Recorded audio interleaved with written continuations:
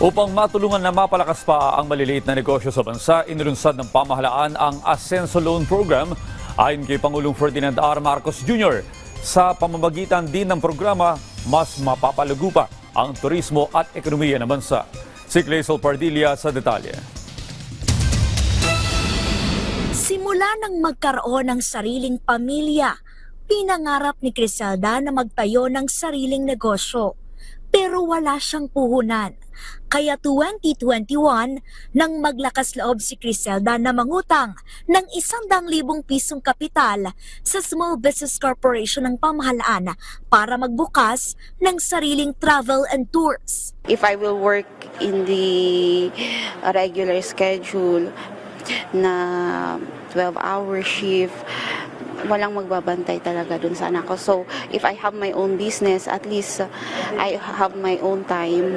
I can do my household work, my housewife responsibilities, and I can also at least earn some money. Bayad na ang perang inutang ni Criselda. Muli siyang humiram sa SB Corp.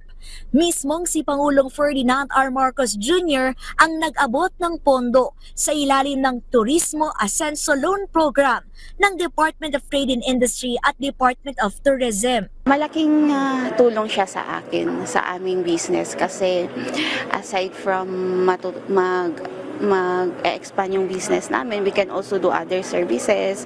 We can also buy new equipments. I'm very grateful sa government for helping me. Target ng administrasyon ni Pangulong Marcos na tulungan at palakasin ang mga micro, small at medium enterprises o maliliit na negosyo sa turismo para lalo pang umarangkada ang turismo at ekonomiya ng bansa. Matutulungan natin ang ating mga MSMEs na sila ay mapalago ang inyong mga negosyo.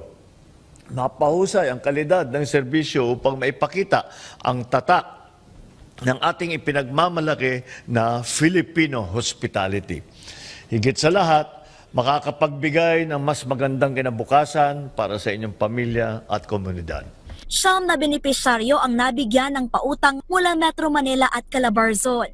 Sa tulong ng Turismo Ascenso Loan Program, maaring humiram ng hanggang 20 milyong piso na may 1% buwanang interes na pwedeng bayaran sa loob ng 3 hanggang 5 taon. Kailangan lamang tiyakin na may business permit, government-issued ID, bank account at literato ng negosyo. Ayon sa Presidente, pinadali ang mga requirement at inatasan din ng DOT at financing arm ng Trade and Industry Department na SB Corp na palawigin pa ang programa at tulungan ang mga nais magnegosyo nating mga kababayan sa pinakamalalayo at liblib na lugar. Clazel Pardilla para sa Pambansang TV sa Bagong Pilipinas.